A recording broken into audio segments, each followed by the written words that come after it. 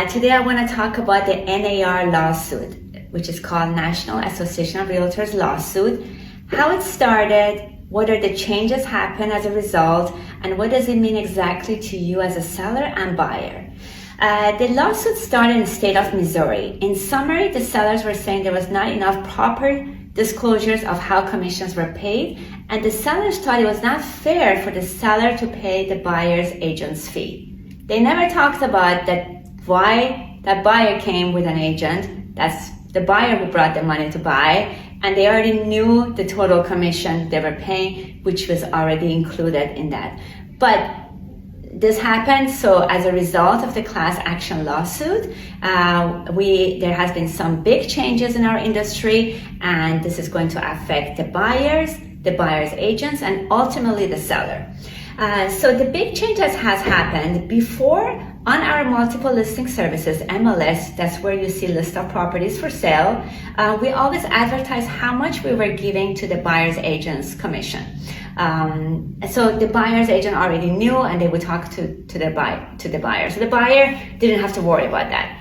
If now, as a result, the buyer has to pay the buyer's agent's compensation if the seller is not paying. So if you are a seller, you're meeting with your agent, you're going to negotiate your fee on the seller side, on the listing side, and you also have to be ready to have the conversation and say, in order to bring the most number of buyers who can afford my house, how much are you willing to pay to the buyer's agent's fee? And I can guarantee you, no seller is going to lower the price. If a neighbor has sold for a certain price, they want the same or higher for their house. So they're not going to say, because I'm not paying the buyer's agent's fee, I'm going to reduce my price. So the commission is already built into the price. For you as a buyer, you need to start interviewing an agent of your choice. Go call 2 or 3 of your favorite agents and see who is the most one that you want to work with.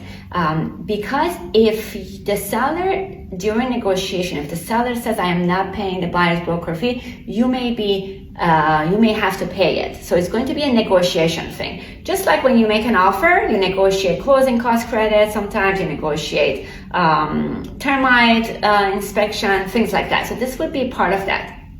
So as a buyer, you need to make sure you know the financial, and you have to set some money aside just in case if the seller agent doesn't offer. The money flow is different. It used to come from the 2 brokerage. Now the money is going to come. The seller is going to pay the buyer directly. The buyer will going to pay the buyer's agent, or the seller will give it directly to the buyer's broker. It really depends on every state, so this is for California as of now. So this is a big change. So if you have any questions about this, please feel free to give me a call, because I know there has been a lot of confusion. There's a lot of negative news on the media. Please don't read every bad news, and talk to your agent to see exactly what's happening. Thank you so much for watching. If I can help you with any of your real estate needs, feel free to ask. Thank you so much.